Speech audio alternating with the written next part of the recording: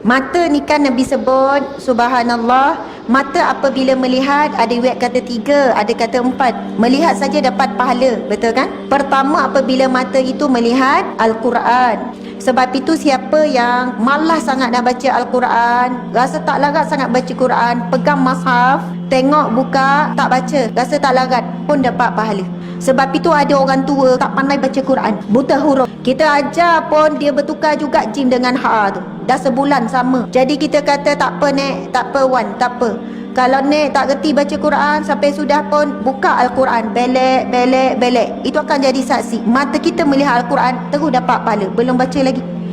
Yang kedua, apabila mata tu melihat Kaabah, Masya Allah, tengok Kaabah terus dapat pahala. Ada orang tanya, sama tak tengok Kaabah yang betul-betul ataupun tengok Kaabah gambar? Tak samalah, tak sama. Sebab untuk pergi tengok Kaabah yang betul-betul tu, subhanallah, pengorbanan harta, pengorbanan masa, pengorbanan tenaga, pengorbanan perasaan, bimbang tinggal anak-anak semua.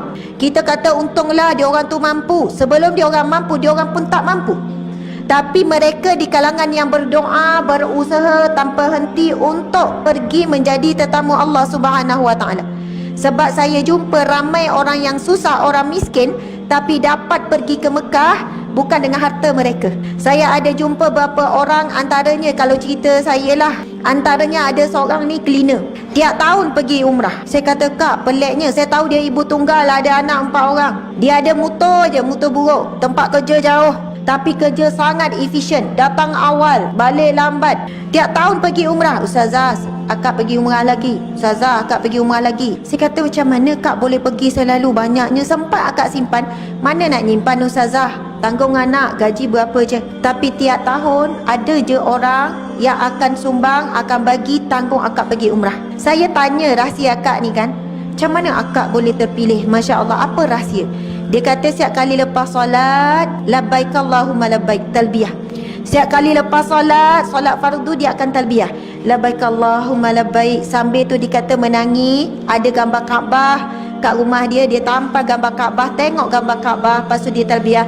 Dia membayangkan dia akan berada di hadapan Kaabah. Subhanallah. Ini golongannya bukan dia nak pergi umrah, memang dia nak pergi umrah betul, tetapi golongannya Allah nak dia berada di hadapan Kaabah. Beza ya. Beza orang yang kita nak berada depan Kaabah dengan Allah nak dia berada di depan Kaabah. Walaupun dia tak ada kudrat dengan harta dia, tetapi dia menjadi tetamu Allah hampir setiap tahun. Masya Allah. Allahu Akbar. Melihat mata, mata melihat Kaabah. Yang ketiga, mata melihat wajah ibu bapa. Subhanallah. Kita kadang kena tempuh masa perjalanan, wang ringgit, sebab nak balik kampung. Takkan sia-sia. Tengok muka mak ayah, tengok je. Mak pun pelik kenapa duduk tenung. Zaman sekarang ramai orang, mak duduk depan tak tengok muka mak, tengok telefon. Mak tu tanya kerja macam mana, okey mak, okey. Nak makan apa tengah hari ni? Ikutlah mak. Mata tengok telefon, tak tengok muka mak ayah.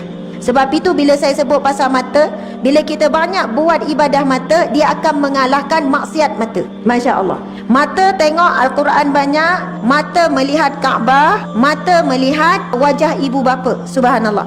Ada yang keempat, sebahagiannya ada menurut riwayat mengatakan, ada hadis mengatakan yang keempat, melihatlah laut. Pergi ke pantai, tengok laut, kagum dengan kebesaran Allah. Masya Allah, itu di antara cara-cara untuk mendapat pahala mata.